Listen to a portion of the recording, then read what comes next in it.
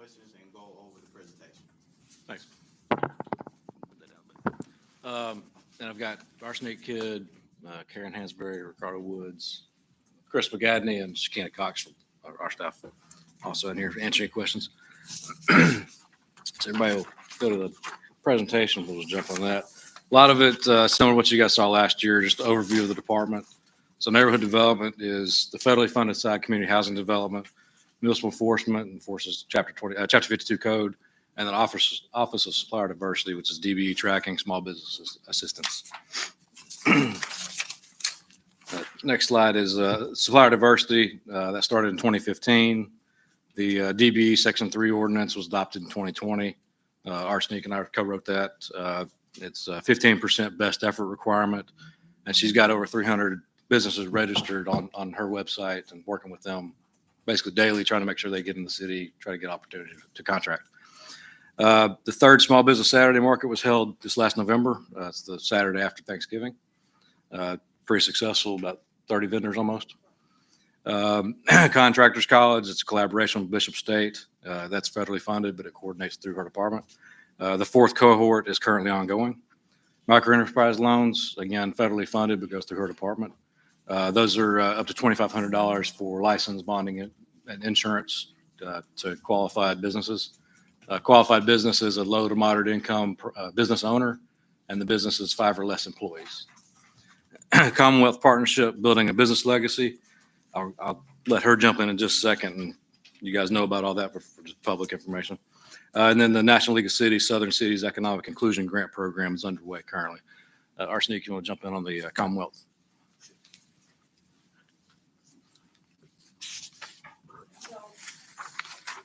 The Commonwealth is building a business legacy fund,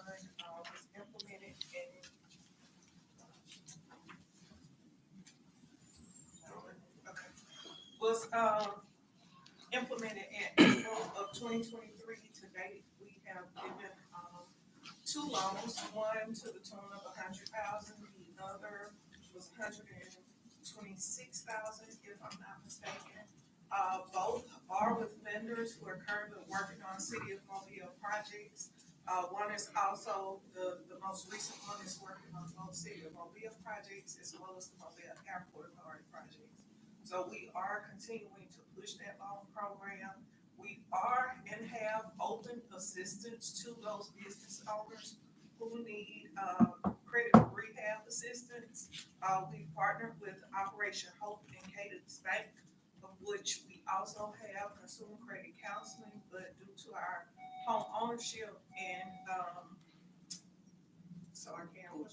the whole program as well as the down payment assistance program, consumer credit counseling has been a little bit overwhelmed. So Operation Hope has stepped in and have been assisting us with those small business owners who need assistance with rehabbing their credit prior to going to Commonwealth to apply for the Building a Business Legacy program. So we plan to see some uptick with that particular loan program with this coming cycle, which will be the next 3 months up until March for those that have completed that Operation Hope first program, and that is a 6-week program that takes. Thanks. Next one, municipal enforcement. That's David Dockenbaugh in that group, administering Chapter 52 of the City Code. Before y'all move on from Commonwealth, yeah, where's that money coming from? That was ARPA. That was ARPA funding, so it wasn't CDBG. No. So not CDBG. Right. And that was $2 million. Now, we gave them $2 million, and out of the $2 million, we're going to use $200,000. Yeah, it's not. That program's not that old. What, about 6 months or so? 8 months. Yeah, the contract program is only about 6-8 months old. It's really just getting started I now. remember when we started it, but who knows that program's there? How is it being notified to the general public? You'll turn your mic on, Councilman Carroll. How is it being notified to the general public that it can be used? I mean, I know it's there, but who else knows it's there? I mean, I think very few business owners in the city knows that Commonwealth has $2 million of eligible funding. How are we getting that message out to the people that need it? So we did the initial push with social media and that kind of thing, but we rely on Commonwealth to market that program because it's directly funded through their funds. We're a default backstop on it. We're not actually funding any individual loans. But I have also Well, how are we holding Commonwealth accountable to let people know that that opportunity is out there? I don't hear it. They I haven't mean, until, I'm a small business. I'm in that world. Maybe, if I needed it, I would hear about it, but I don't hear it. So how are we holding a Commonwealth accountable? The Commonwealth has also put up a website for that, but I myself have also been going to Growth Alliance Task Force meeting as well as Innovation Portal, speaking to businesses there. We have also put flyers at Innovation Portal as well as some of the other locations that small businesses frequent. I participate in the small business council meetings so that those small business resource individuals who offer assistance to small businesses have flyers and know about the program as well. And I also been to the chamber, and I think it was presented there at different our Mobile chamber and our Black chamber as well. Ms. Brown, you spoke about going to different areas in the district about presenting different information that we already have. So we're gonna wait after we having a meeting with CJ on the 14th. Okay, working on it's picking up on the Pacific. So, we're after we have our meeting on the 14th with CJ, then I can give you more information about it. Okay, because I think that would be a great opportunity to go into the districts and sharing that information. and we also have the building over off Lafayette, the Neighborhood Resource Center for extremely small businesses with the computer bank set up. So if they don't have internet access, they can go there and get. Tell me how many people are using them, businesses are using that facility. I'd have to get a record. We have an iPad over there, have people checking in on it. I wouldn't ask the question if I didn't already know. Can you tell me how many people are using that business, please? Currently have the Mobile Area Black Chamber of Commerce that meets there weekly with their cohort of the Minority Business Development Program. They have 15 participants that are there weekly. And then we also have our Smaller Disadvantaged Business Coordinator that's there who sees anywhere from 5 to 10 businesses a week. But we also have our website, of which if you want to get analytics on it, I can tell you who's actually going to the site and visiting, but then also who schedules appointments for it. I want to know who is truly using the facility. I know they're meeting there 3 times a month, but I also know that when they meet there, they're meeting there and having a meeting, and they're not using the facility. They're using it as a meeting place. No, they're having actual classes there. Yeah, classes, yeah. And the purpose of that, the room they're in is to have a meeting place. It's a coordination point building. But what business is actually operating and So- using the facility? It's not Nobody's there supposed to to operate out of the operate. building. That's not what it's for. Okay. It's for them to have computer Yeah. assistance. as Well, that's what I mean. Who's actually using? That's gonna be the 5 to 10 people that come in to see our Alright. coordinator. Councilman 5 to 10. Carol, are you requesting so we can get the exact information so they can get that? All of this So what are goes, you, all of this goes to these numbers that we're going to talk about in the actual CDBG funding cycle, and also the other monies where we've either taken away or added. I'm asking those questions for specific reasons, not just be asking. No, I'm saying you requested some information. I want to make sure they get the information that you requested. So what information? She gave me half of it. I think I can work my way through it when we get to this section today. Well, I didn't hear any names. I just heard She the said numbers. 5. She said But 5 you asked to what 10. companies? Yeah, how many? What companies? Meaning Okay, can you get that information for us? That's what. Thank you so much. Mr. Chairman, Thank you. I would like to piggyback on Councilman Carroll. When we had the peace forum, there were people that were stating that they did not know that the city had so much resources and information. And I believe that the city needs to do a better job, even though I know Commonwealth is leading the charge, but we got to keep Commonwealth accountable of making sure that they getting the information out there to the people, because 2 companies, 2 businesses out of several hundreds of, DBEs throughout the city, that's not good at all. And I don't think the word is not out there like it should be. And one of the things that I did get positive feedback from the Peace Forum is that, people were saying that, people not really getting the information. They really don't know about it. And we need to make sure that people are actually getting information. not just one or two people, keeping it. And how that can be done, I don't know. Yeah. But it needs to be, we need to make sure that we holding people accountable, because all the different organizations that the city do have, who keeping them accountable? And if you're not keeping them accountable, things will keep going like it's been going. Thank you, Mr. President. You make a valid point that those are the same things that we heard in the peace forum, that we, as a city, a lot of information was given they didn't know about. Is it a person that is in contact with Commonwealth with, how the loans are going, the process, getting the information out? Is it one particular person? Yeah, so as the applications come in and they approve them on the bank underwriting, and it may be helpful to get the ones they've denied also, because it's much more than two. But as they come through with bank underwriting, they go to Arsenic for approval. And then Chris McGaddy gets involved for eligibility also.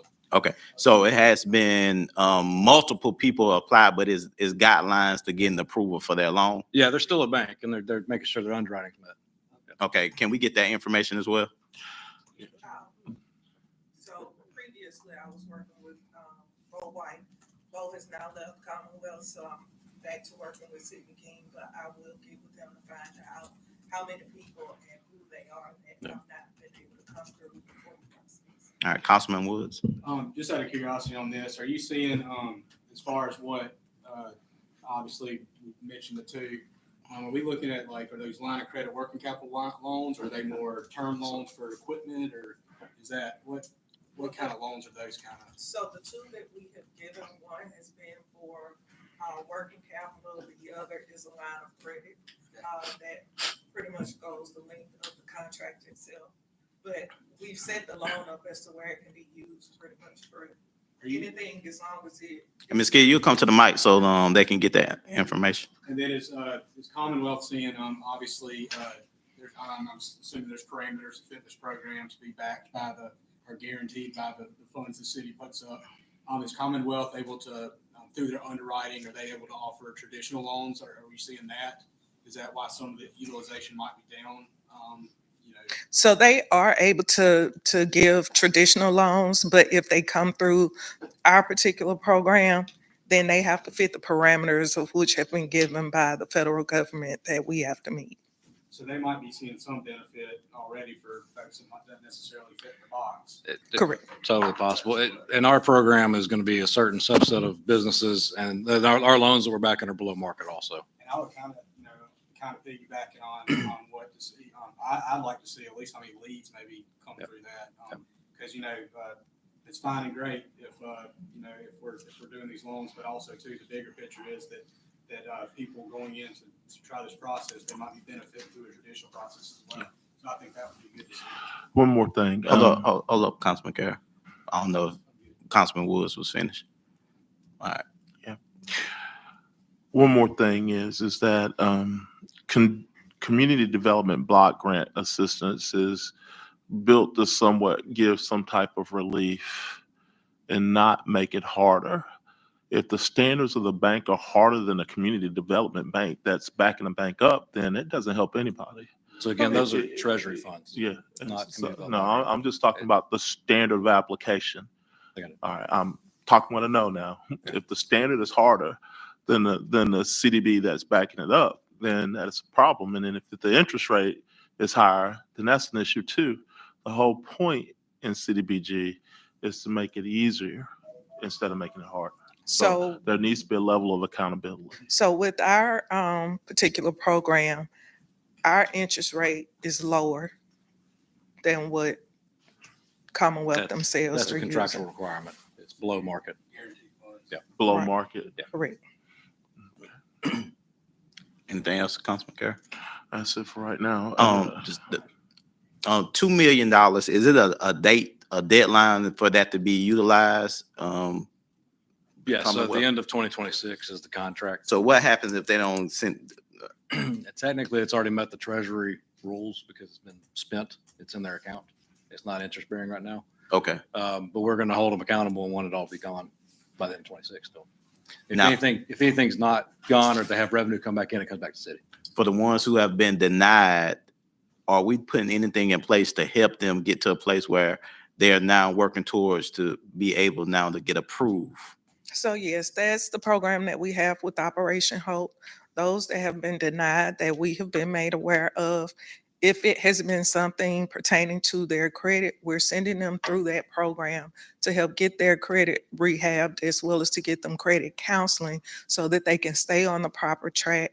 Also, those that have not come through the Contractors College program, we're adding components to that particular program to help them be able to further manage their projects so that they can stay on track and keep things separate the way that they need to be in order to keep going and flourishing. All right, Vice President Gregory. Yeah, just a question, and y'all remember some months ago when we had a woman come down and speak to the council who has a small business at the mall. Would any of this work for those small businesses at the mall that are really suffering? Not likely. I actually went out in the hallway and talked to her with Mr. Yeah. King. Mainly because they're asking for a grant, and under state law, we're not allowed to do that directly to businesses, the way that she was wanting us to. So it was a grant, She was asking for a grant, and we can't unduly enrich businesses. and you can't do it for what? Unduly enriching businesses is illegal. Unduly enriching businesses. It's illegal under state law. And so the loan program would not work either. Loan program would, but she wouldn't qualify the way it's structured. It was a certain situation that just wouldn't work out. I guess it's case by It case. is. In addition to that, the state also has a program that should be coming out in April that may be able to help her Oh, that with would be what good. she is. Because it's not just her, she's Correct. probably doing better than a lot of the others are, but yeah, well, that would be great if that would help her. Yes. Councilman Carroll. On which issue? You were saying something before, Vice President Gregory. I was misunderstood there. Is the $2 million for a loan plus businesses, or is that just business? Is So- that Business loans. Business business loans. loans? So when she was talking about housing there, we were not talking about that $2 million, were we? Okay, just something totally different. All right, I got sidetracked. I want to be sure. Councilman Woods. Hold on a second. Hold on. Out of the 300 businesses that are registered in the DBE program, how many are actually active? That would be something I would have to pull from a Munis report as well as look at our subcontracting opportunities. But How many of them actually receive money from CDBG? Almost all the all of rehab the, guys, yeah, yeah. all of the rehab. So we're looking at about All 5 but to one. 6. yeah. Yeah, all of them, with the exception of one, are minority owned. So you're saying 300 of them have received money through CDBG? No. We don't contract with all the different types of DBEs that are out there. We don't do street projects and stuff. So in the So the 300, housing rehab guys, we contract with all those. on the housing rehab guys, Yeah. I see that we have, what was it, $50,000 in housing rehab? No, we can get in those numbers in a second. It's 979,000. It's 979. Yeah. I don't see it on this list. That's the On that CHD housing rehabilitation. Yeah, I see it now. It's $1 million. It's 979. It was an increase from last year of about 80 grand. Right. All right. So in our housing rehab program, and I don't know if we're going to go through this separate. Yeah, they're gonna go All right. through separate. Yeah, We'll get to it. All right. All right. Hold on. Okay. The Contractors College, Hmm? that's also CDBG funded. It's a Bishop State contract, yes. So do we pay Bishop State any money to administer this contract? Yes, Yes. we pay for the instructor and some supplies for those students. Okay, and that money comes out of CDBG? What line item? That's the micro enterprise loan program. It's part of the Micro delivery of the enterprise? program. Yeah. Okay. Does all of that go to Bishop State? No. Okay. So we'll talk about others. Collaboration, the fourth cohort ongoing. This enterprise loans, Commonwealth, and the National League of Cities Inclusion Grant Program. Talk to me. Have we even discussed that yet? Not yet. Okay. She's about to jump in that one. All right. So, all right. I'm caught up now. All right, hold up. Councilman Woods, you had something? Just, y'all, they just answered it, so. Okay, all right. All right, thank you. We'll talk about You the can National continue League of with the Cities. presentation. The National League of Cities grant is the $35,000 that you all received the email about that we're communicating with Councilman Small on. So you received the email, I think, week before last, concerning that information and us trying to communicate better with our community about the programs that we have here at the city, as well as some of the other agencies we have with workforce development and health services. We Thank you. continue. The next slide is the municipal enforcement slide. Like I said, that's David Dockenbaum, the group over at the WAC, administering Chapter 52 of the city code, which is generally structural maintenance. Junk vehicles and highways and grass are also in there. Every year we do a structural blight survey. It's a windshield survey. The code team goes out with GIS interns and identifies blight in the city. 3 out of every 4 years residential. They're about halfway through this year's. And then every 4th year is commercial property. So they flip back and forth to make sure we capture the entire city every 4 years. Again, they process highways and grass, litter, debris on private property. Public services does public property. We do private property. It's usually, you guys see a lot of that. It's going to be, cut the grass, the liens that come from us cutting the grass for contractors, that kind of stuff. And then junk vehicle, again, on private property. If it's on public property or in right of way, it's a different department, usually police department. If it's on private property, we have to tag it and wait 30 days, give notice, and then we get the police department to go tow it, or we have a private towing company go get it. Is the map up to date on city map, Of which thing? blighted properties? This is the last survey, so it's about a year old now. Yeah. The newest one will probably be put on about May. It runs a couple months after we get done.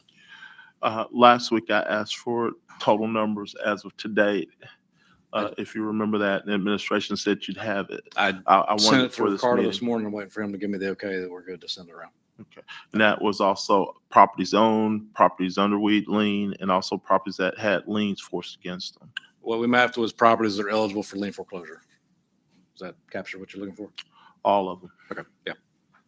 And it's not as many as it could be because, like I was explaining to you last week, we can only foreclose the ones that haven't been attached to taxes. Once they get attached to property taxes, it's gone. We can't call it back. I think the problem is we're letting them go back too fast, and we're not concentrating on the ones that we have an opportunity to get. Blight removal, again, going into how that's structured, the Bloomberg Innovation Grant was awarded in 2015. That's what helped us design that scoring system and the survey system that municipal enforcement uses. The departments were restructured in 2016. They merged community development with municipal enforcement. So you had the group that was identifying properties with the group that has funding to fix some of those issues. Coordinated all those remediation efforts, increased city public nuisance funding. So the capital funding went up that same year. And so did the HUD blight removal line item that same year. And then over the last few years, residential blight has been reduced by over 50% from 1625 the first year to 777 last year. Over how many years? Since 2017, so 6.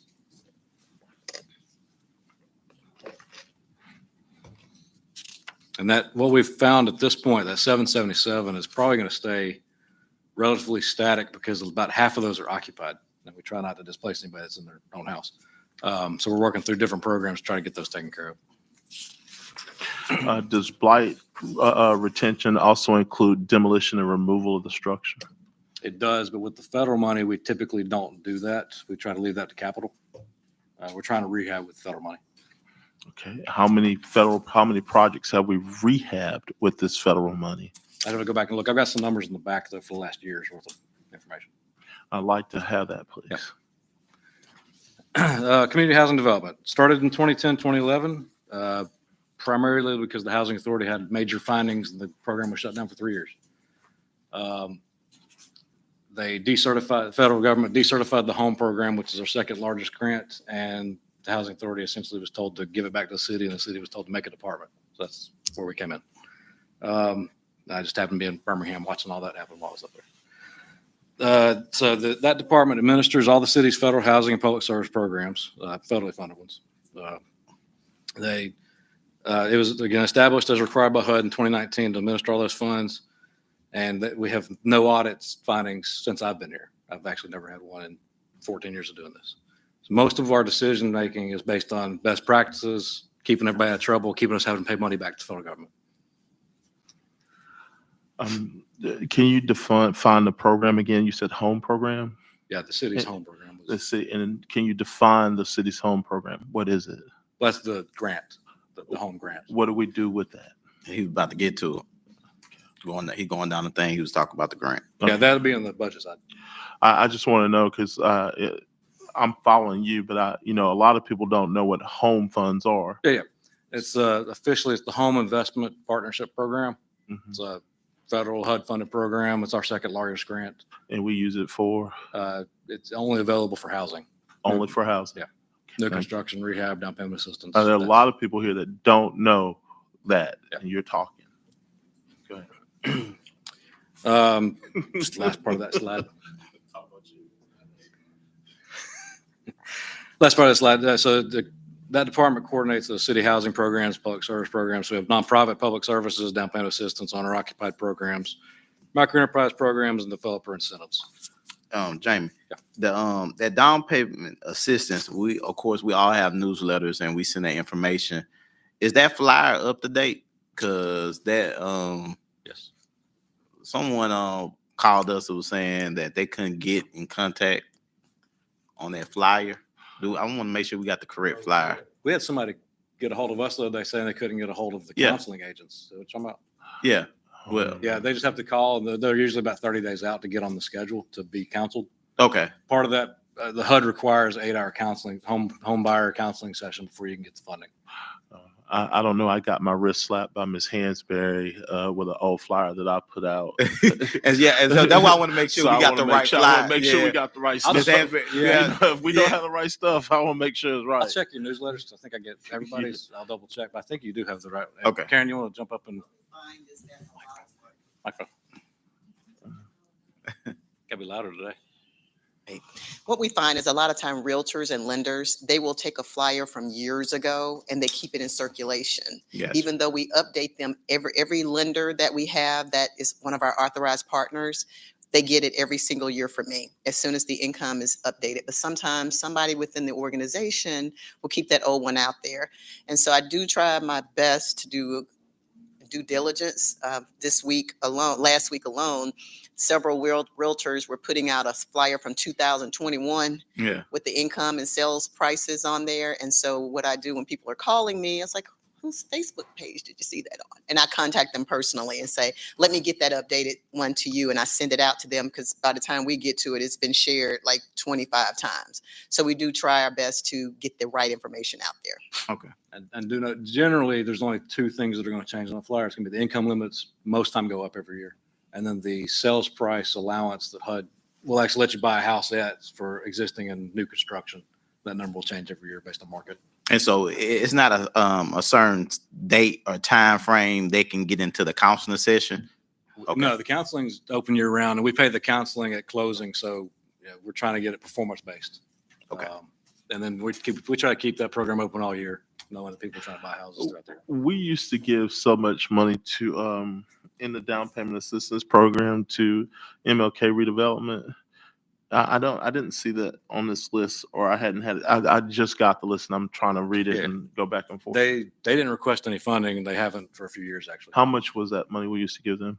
It wasn't for 250? down payment. It was for constructing 1 to 2 houses, and then they did their own counseling in house. But it was $250,000 about a year. 150, 200 every year. Yeah. Okay, so where's that money going now? It's in the. I'll show you a second. It's in the home budget. It's in the But home it's budget. not dedicated to them. There's total requirements, and 50% of that grant has to be set aside for And charities. who has the contracts against that money? Alethea House is the currently only certified total we have.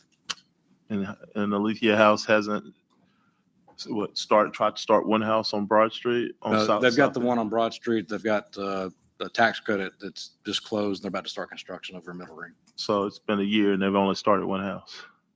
They had to start their operations though from scratch down here. They're from Birmingham. Yeah, but we put all of that money up for an out-of-town company where we have local people that can use local Well, money They got a that have only 56. hadn't even done one house. They've got a 56 unit apartment complex approved for 9% tax credits, which is I think huge deal. again, I mean, CDBG is community development block grant money, and I think with the lack of so much single-family housing in the city, it's a big need for that. And I think if we're going to pay these people all that money, they need to be producing. I don't disagree with you, but And we especially also have to have especially qualified giving business away our supply. CDBG money. So Jamie, this group that received it, it was other groups that applied for it. There's or only present- one nonprofit that's in Mobile that's certified with us and the state, and that's it. And they the only That's one. Alethea House, and they have been awarded a tax credit. They closed on the property about 4 months ago. So they the only one They're certified. that's certified in the between us and state. yeah. And Yeah. so, and I guess that's another great way to maybe put that information out to the community and city to encourage, because a lot of people talk about it, but I don't know if they understand making sure being able to do it on the state and city level so they can receive these type of funds. So And outside the nonprofits, there's another large developer. A couple of them are working with. Clarence Ball's got a project, Ball Healthcare, that we're working with him on that could potentially get there also tax credits. Yeah, with the potential here, Mr. Roberts, training of our local people and letting them know what they have to do in order to do this would make a big difference. And just instead of saying, no, you can't do it, the opportunity to be trained so that they can receive it and help local would help. Again, don't disagree, and that's the reason we built out that supplier diversity system where we have, they're coming in the door, have no background in doing business, probably shouldn't be doing business. She gets them set up, qualified to do business, starts working with the city, gets smaller contractors with us, and then they get into home building after that. Talking about our Next local nonprofits, Mr. Roberts. I'm talking about any building, anybody doing building, we're good with whoever has the best price. all right, thank you, Mr. Roberts. You can continue with the presentation. So the next slide, nonprofit public service programs. These are going to be what you think of as traditional social service, youth programs, senior programs, wealth building, retention programs, the will writing program with legal services we have been funded for the last few years, job training programs, any of that kind of stuff, fair housing. In the last year, those programs served 1,811 residents throughout the city. That's a very large number with about $350,000.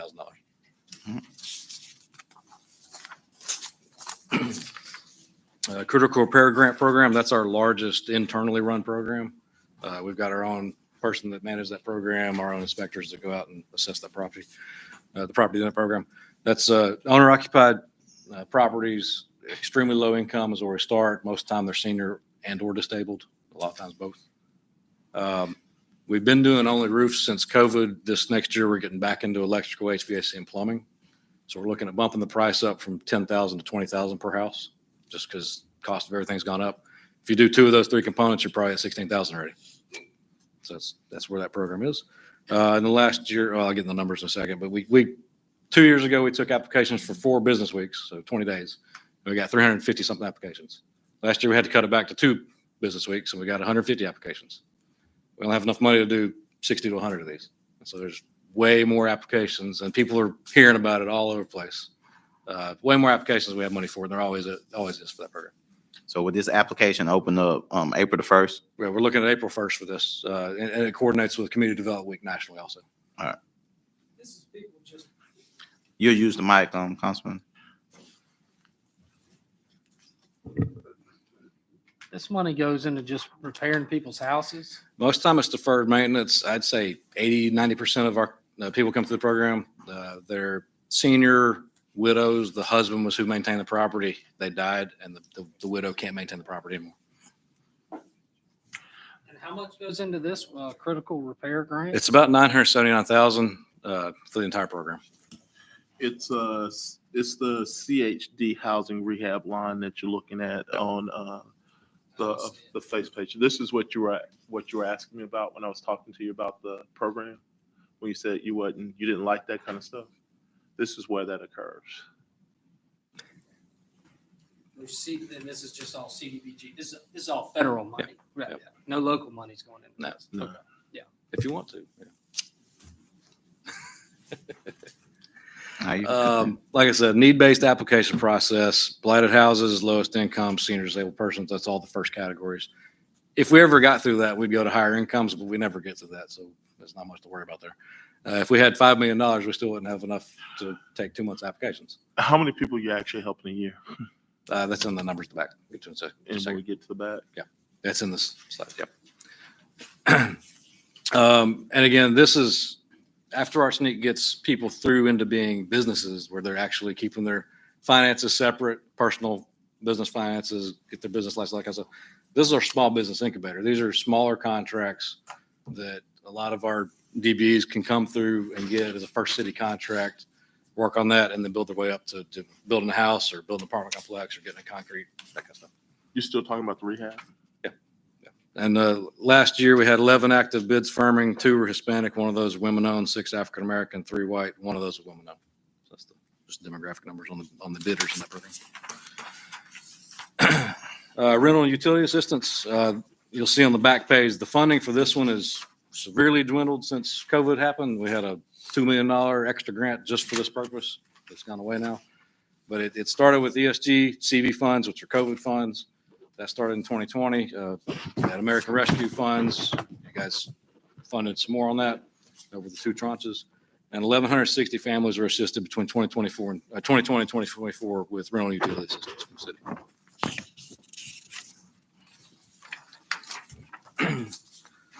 Other housing programs, the HOPE program, it's the newest of all our programs. That's the person has a voucher. They are ready for home ownership, certified by the housing authority, go do their counseling session. And then we work with developers to build a house for them. They end up paying their mortgage payment back to the city at 2% interest. The voucher covers a large portion of the mortgage payment. So it's lower risk than taking a traditional low-income person to us that has the voucher back and could also. All the houses are built brand new, gold fortified, so the insurance cost is lower, which makes the voucher go further also. Down payment assistance, I think we talked about that enough, so I'll skip that one. Yeah, Jamie, while we're talking about the houses, I've heard some council members say that the city should be in competition with the federal government in residential construction. By any chance, is the city in competition with the federal government with these programs? No, what do you mean? I don't know of any programs that are like ours. My point, are we in competition with the housing board No. or any other federal monies or federal development monies when it comes to doing these houses? And HUD encourages us as best we can to work with all those. We got Maryville Place has got 95 vouchers on it from the housing authority. We cover the cash sites. They don't have to put cash in. They cover it with vouchers, and it underwrites better. All right. The Middle Ring, Live Oak on Middle Ring's the same way. They've got 25% of that's going to be vouchered. Multifamily gap financing, like we were just talking about, that's when somebody says, I want to go do a tax credit project, they may talk to the housing authority, get vouchers, but that's not cash. We close gaps for producing low-income housing in certain areas or because the rents are extremely low. They don't have enough cash to cash flow the whole property. So it may be $1 million, $2 million that closes the gap, but that gets them tax credits and gets the city a $30 million project. Is that new market tax credit or Low is income it? housing. Huh? Low income? income? Yeah, low income housing tax credits. And there's word about a new tax credit coming through the state that'll mirror federal, but it's not here yet also. I can talk about that later. I don't know. That doesn't affect anything right now. And then this next one is just all the different programs we've got. Everything with the yellow outline around it's a new program since 2015. So we didn't get rid of any programs. We just added different variations and different specifics on them. And the HOPE program, I didn't outline that, but it's in green solid on the right bottom there. You said only 10 grand in the whole program? No, I said I didn't outline it. It's just in green. How much money you have set aside for the whole program? About $6 to $8 million. I have to get the actual. And that's coming from ARPA? Yeah. Okay. How much ARPA money is set aside for residential building? For what? Residential building? It's half, 29 million. 29 million. Roughly, So out of 29, we have 6 million committed with 23 potentially to other projects or whatever may come up to better. Yeah, most of that's helping the housing authority to replace what's going on down Michigan Avenue with their 1,360 something units coming offline. Wherever we may be able to get them. Yeah, a lot of it depends on site control, getting a hold of a piece of land. That I was about to say, it goes down to property acquisition. Yeah, and we can't, even with the housing authority, we can't always buy what we want from them.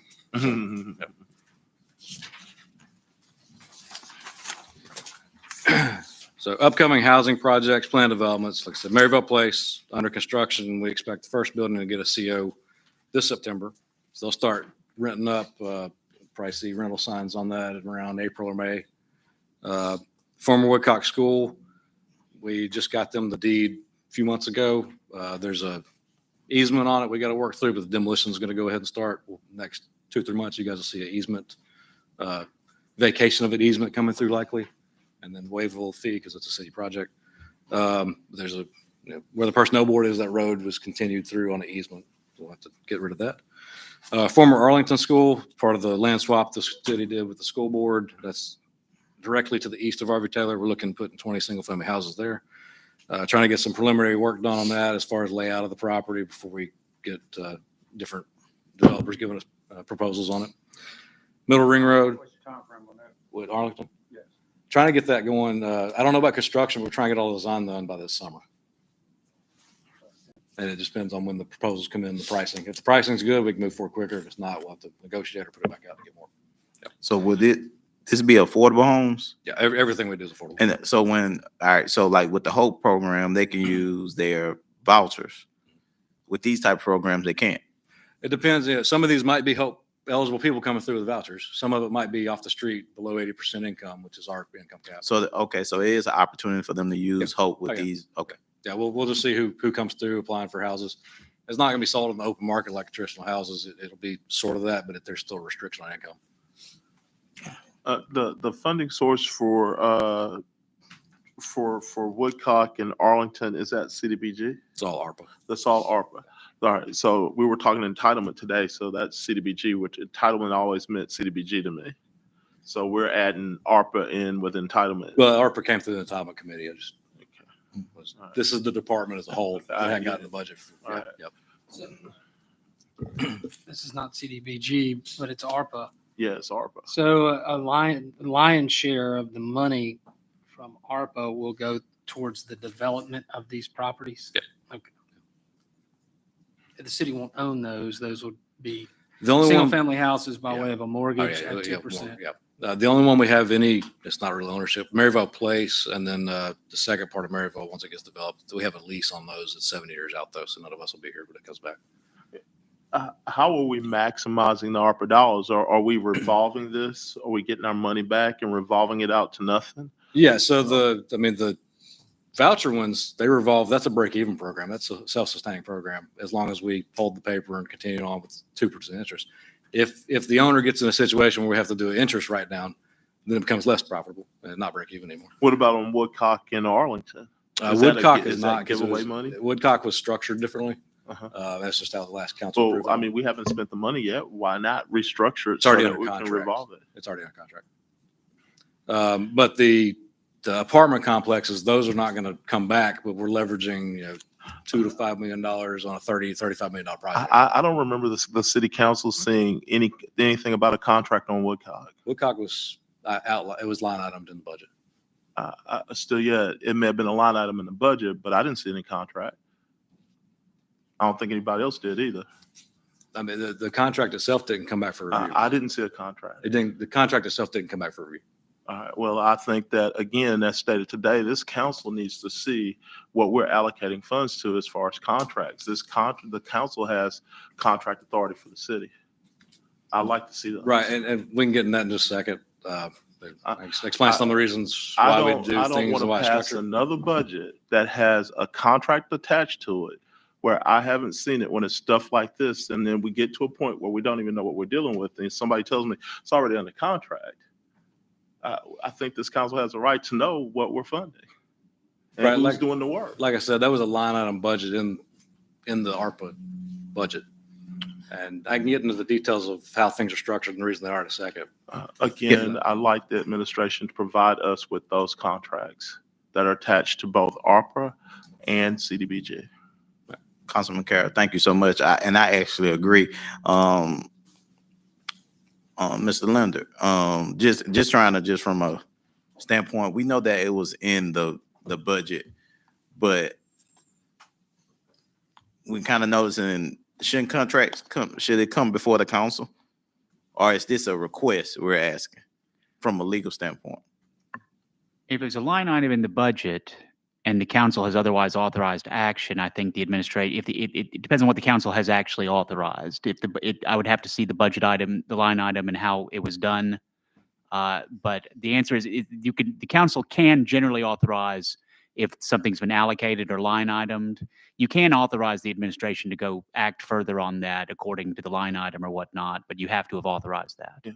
Mr. Linder, what I'm saying is that if there was a line item in the budget that had contracted to it, somebody should have said something to the council. Well, if there was a contract already in place, it should have been part of that, yes. No, the contract wasn't put in place till after council authorized. And so that contract never came to us? Never came to us. The authorization came to you. but we never saw the contract. No, I don't believe so. So we, Tom Woodcock. We should see these Should- contracts before they're signed. It seems like we went through something like this before, not necessarily with the CDBG or the home projects or anything, but when there's something in the budget that money is allocated for a specific project, but there's no contract attached to that line item. So the contract still comes back through the council, even though we have approved the budget for that allocation for that specific project. It's I think we have kind of gone through that with other things before. Well, yes, ma'am, but Yeah. I mean, What I'm saying is that we got the contract to approve the contract. Yeah, on other things. If there was a drainage project in the budget and the money is allocated, there is no contract attached to the budget item in the budget. So when they start moving forward on the project, the contract for that work comes to the council. So it's the same principle that you're talking but about. I have not seen Well, these okay. in the last, I've been here now again, 2.5 years. I haven't seen one contract. And I think this has been in the line item in the budget multiple years. But you're talking And about this I'm talking about specifically. this specifically. And when I look at the budget, and Jamie, forgive me, no, not forgive me. I looked this up specifically for today's meeting. There was no contract. The contract's route like every other contract where the clerk gets a copy of it and the clerk can keep a record of it. I don't know if they do or not. Because wouldn't the council still be agreeing to a contract with whoever the developer is? Yeah, so the way that, let me go back to 2009-10, when everything got blown up by HUD and the city took back the funding and all that stuff. One of the findings was that the funding was getting set up politically. And so there was a firewall put up at that point.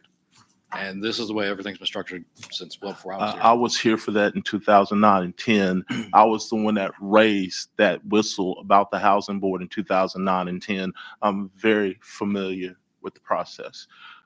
Even though there's a line item in the budget that shows some money, the council authorizes contracts. The actual contract. so we want to just make sure that we're on the same page, going forward. Attorney Woods. So, okay, all right. So We're not everybody's memory is pretty fuzzy, I think. So I think Mr. Roberts said it and Councilwoman Gregory alluded to it. It's all the same, and everybody, look, the council could, if they wanted to, say, hey, these are all contracts we want to deal with. It's well within your authority. Somebody had the good sense to say not. We don't want to do that. Back before we all got here, and there's findings for that. Now, if you all decide y'all want to do that's fine. But what I'll tell you is, I don't have anything else to say about it. So you said that before we all got here, someone said they don't want to see contracts. No. Okay. That's basically what he said. What I'm saying is, it's well within you all's authority to do what Mr. Carroll's talking. Right? But the rationale for doing or not doing so, I'm not going to say anything about it at all. Period. Okay. Well, we request to see the contracts. Sure. Okay. All right. Thank you. All right. Thank you. Mr. President, Chairman, Yes. I Councilman. want to make sure I understand what's everybody's discussing. The overall plan for CDBG is approved by the city council, like say that's what's on our agenda right now. Right. Right. And it lays out all the various expenditures and says some stuff in a resolution. Once we approve that, that is basically the people's consent to move forward with these projects. And then all we need is a signature from the mayor, right? Right, because there's a system built in where HUD requires us to go through so many layers of underwriting and approval and process and eligible, whoever's getting funding that's it. Okay.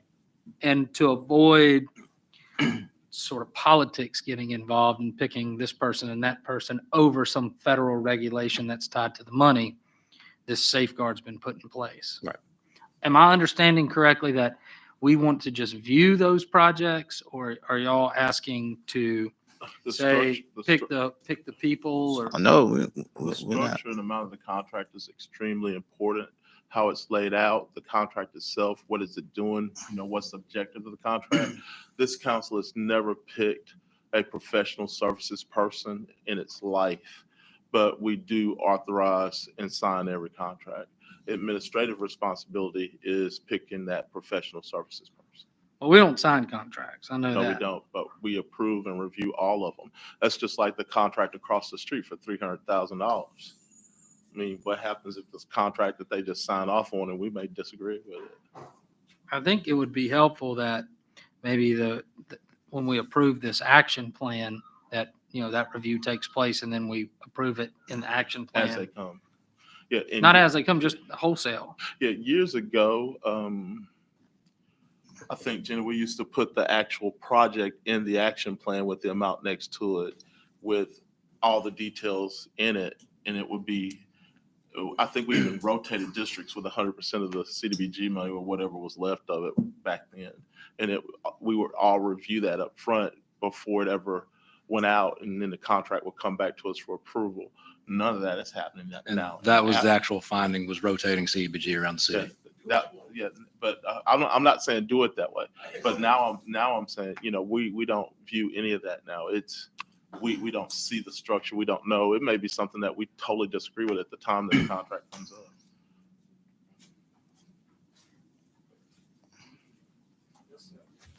Any more questions? Yeah, I don't want to do it the way that it was. No, Clearly I'm done not, wrong. I'm not saying do that. Yeah. I didn't say that. But as far as viewing and approving this overall plan and then, putting the contracts so that you could reference back to them and know what they are, I don't think there's Know any what we're doing, objection know what we're supposed to that. All right, you can continue, James. Okay. And you can kind of, I think we got some people on some time. Yeah. Can we, if you have any questions, let him finish and then ask those questions at the end. The next slide is the actual one Council Carroll was wanting. This Okay. is the January 2023 to present numbers, so last year's numbers, and then what we're projecting for next year. So in the last year, we completed 616 housing-related assistance, funding assistances. 119 of those were critical repair, 63 down payment assistance, 3 blight rehab, 2 new single-family. Anticipate that going up dramatically next year because Hope, Woodcock, and Arlington. No new multifamily, but that's because they're under construction. Those take a couple years to get going. And then 429 rental utility assistance.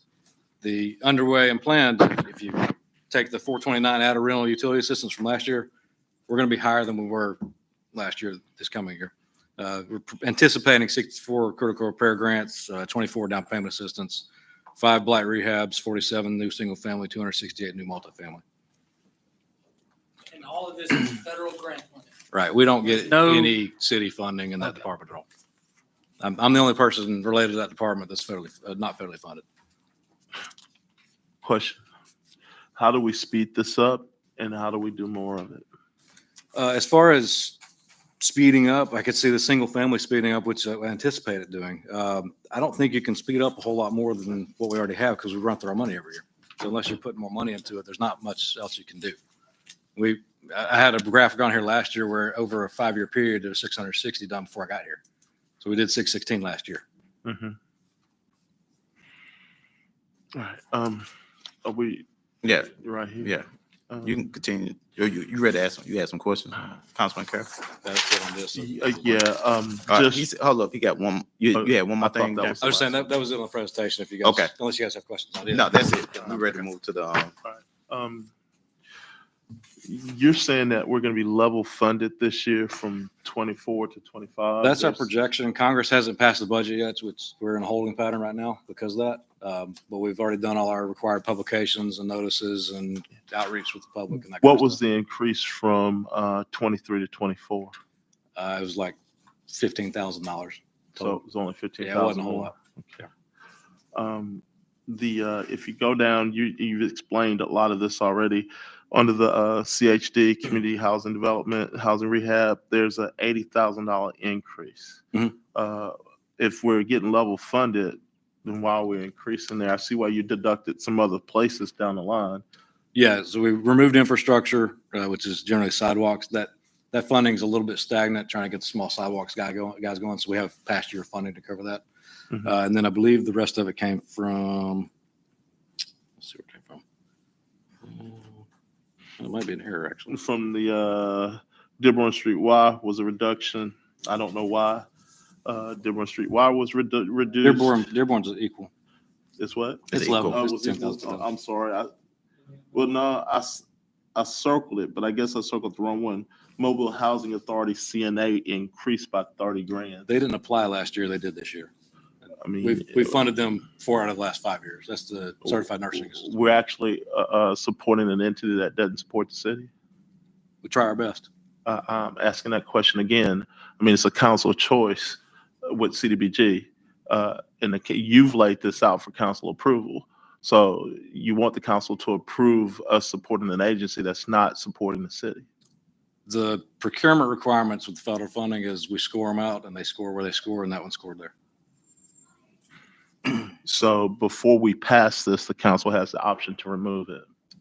If you want to potentially violate federal procurement by removing something that's scored. I'm there. just asking because again, That's up to you. we have that ongoing conversation. Yeah. This is precisely the point that we just were talking about, how politics get interjected into a federally mandated scoring Then system. you're missing the And then point. we say, well, for some other political reason, we're going to pull this one out.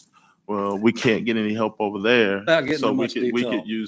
use that money better used in our own programs. Without getting much detail, I think I know how You know exactly. what I'm everybody saying. knows how I feel about that group. And yes, we're proposing $30,000. Down here, we increased the senior citizens via. Is that via or is that just? So there's 2 different VIA contracts we have. One is the volunteer guardian program that they took over from SARPC, coordinated to the probate court. The other one is their traditional services. Is that via or is that via? Yeah, They're yeah. both VIA. Okay. And United Methodist Inner City Mission, Mhm. there's a $10,000 increase there. Yeah, 15.4. Yeah. I can't really see it. I mean, It's the way it printed. I'll put it on later next year. all right. So what's that for? They requested 94,000. They administer the Taylor Park in general for the city, and this is part of their community. So this enrichment is the program at Baltimore Street? Yeah. Okay. All right.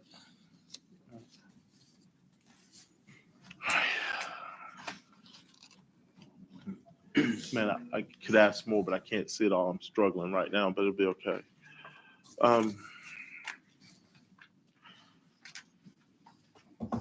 Out of all of this, on the down payment assistance money that comes out of CDBG, how much is That's- actually? It's at a home.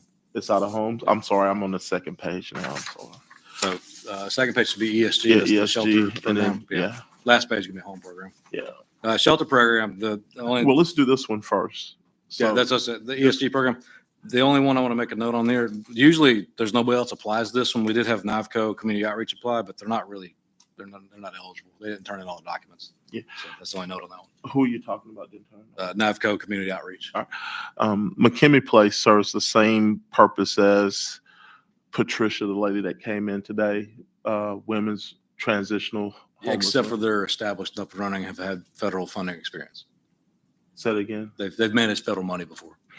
hmm And before when we first started giving money to McKinney Place, which was 20 plus years ago, I don't think they had any experience with managing federal money. Probably not, but there's been about 1,000 new notices and federal guidance rules since then that they've been involved in, so they're aware of all the changes also. So there's no way to get a new entity where we need shelters for women in place when it involves federal money. I mean, it is what it is. You take it from one to give it to another one. I didn't say but take it. I'm Part just, of our scoring component in our RFP is federal funding experience. so that's our requirement, or is that a That's federal? our requirement as a So best practice. It's our requirement. is. So there is a way to get a new facility for women help if we relax some of our requirements. Not in that grant. Say again. Not in that grant. But if you had a group that had federal funding experience that did construction before and wanted to build a new building, that's a CBG eligible theoretical item, yes. So it sounds like we're saying that we're doing this by choice. We're not funding her because we made a requirement not to fund her. She scored to a level not fundable, yes. Because of the way our scoring process, because she doesn't have. If you remove that, there's multiple other deficiencies. I sent the committee chair a memo on it. I'm asking this because homeless women is a big thing in our city. We have multiple places for men. We have very few places for women. I think it's only one for women, McKinney, and maybe a Penelope House. So really two, but one is more. Civil Smith. So three at the most. We need places for women. Lighthouses inside the city is county. So we need places for women. So if we can find a way to get money to people in that line item, we need And to let me, I guess, say it this way. If every neighborhood that wanted a grocery store got a grocery store, there wouldn't be a need for a grocery store in every neighborhood either. There's a major need. I for get this. what you're saying. we have food islands, and I I understand get your what you're saying, logic, but it's there's all a the major same need there. funding. And if they apply and they qualify, great. But if they apply and they don't qualify, or they apply and somebody else qualifies better, then that's not what we're proposing. I think that we also have a responsibility, and I'm not trying to debate this, and Mr. Chairman, we can move on to the Yeah. next page. We as a city have a responsibility there, and I'm not running from it. I'm saying, I don't know if y'all know it. District 2 has all these people in it. I deal with, I think I told y'all last year, a guy was asleep on my porch on the sofa that I had to take down to the continuum of care. I mean, District 2 has every bit of this, and we need the help. And if we can get them the help, then we need to be I teaching don't people how disagree. to I help. mean, we're working with public safety to potentially get somebody that works directly with homeless to coordinate all this. Okay. That's just not there yet. We're gonna move on. Did anyone have any questions on this page? Any other council members? I do. Okay. Were all these recipients scored according to the best practices that we received from this audit a long time ago from the federal government? Yes. And just to clarify. Was there any favoritism or politics that played any role whatsoever in any of them? No. And clarify one point. These are subrecipients, which in federal terms is they're acting on behalf of the city. So if they do something wrong, it's the city doing it. So it makes the city favor or strengthen the requirements to favor those that have already been, when actually there can be people out there that can do the work, just don't have the past performance. All right, we're gonna move on to the next page. So that would be The last page. Last page. Okay. Just Yeah. make sure. That's the home program. And this is I think Council Carroll was asking about traditionally we funded MOK. This is the Chodo affordable housing, 15% in that budget. That goes to qualified Chodos in most years. HUD's been waiving that the last few years because Congress has been waiving it. And depending on which way they go, this may or may not go to a Chodo. We'll bring it back if it doesn't go to Chodo. But right now it's set up in the Chodo fund. When we bring it back, where's it going to go? Likely to affordable housing. Just the program? line item says affordable housing. Oh, okay. Yeah. We got you. Who are our Chodos? Alethea House is the only certified Chodo currently. MLK redevelopment, we're working with them, trying to get them certified, but they're not quite there. Doesn't Trinity Gardens have one with Lavanas Dubos's group? That was the Bay Area. Is it still active? It hadn't been active for over 10 years. I think. And there's also another one on Church Street. Her name is Tracy. I had her come to see you. She has a set up Chodo now. I haven't seen her. Again. So I haven't seen her come back through. So we haven't reached out to her since we found out she has everything in place. I know she had everything. Yeah, she has everything in place. Then there's two different levels of, I guess three different levels of Chodo. Anybody can start a nonprofit and call themselves Chodo if they're doing community housing in their neighborhood. To get certified at a HUD level, it's a whole different game. And to get certified at a state, it's a whole different beyond that game because they have so many more restrictions. If you remember, she came to you to get all that information. I think Community Housing Development Organization. I'm sorry. Gotcha. I'm so sorry. I had home bid for Ben. It's a nonprofit housing home builder or multifamily. Yeah. And one more thing, Jamie. I think a lot of us at the table who haven't been through this before, all the acronyms and all the little details and definitions. I mean, a lot of people need to sit down with you personally and go through the process so everybody knows what everybody's talking about here. There's a lot of things here that every district in the city qualifies for, but they don't know because except for yours. Right. Well, District 6 is the only one that doesn't qualify. Get that one, but yeah. You got that's a about it. section now that qualifies big time. Gina's got a huge area. Me, CJ, and Corey, our whole district qualifies.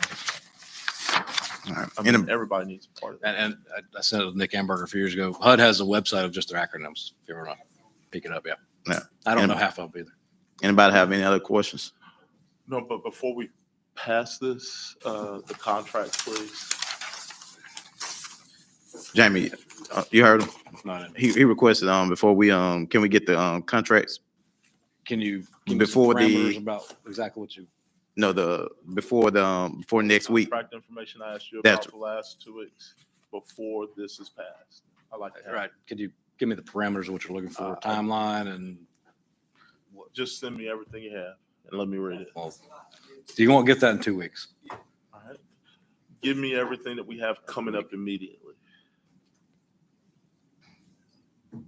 Okay. Send it to me digitally. Make sure I'm understanding. Believe me, if I Things can we're read already working on or 1,000-page future worth of projects? specifications in 4 days, I can read those. Things we're already working on or future projects? Okay, we'll talk about it after, We'll- all right, I call this entitlement adjourned. Thank you. Jamie, thank you.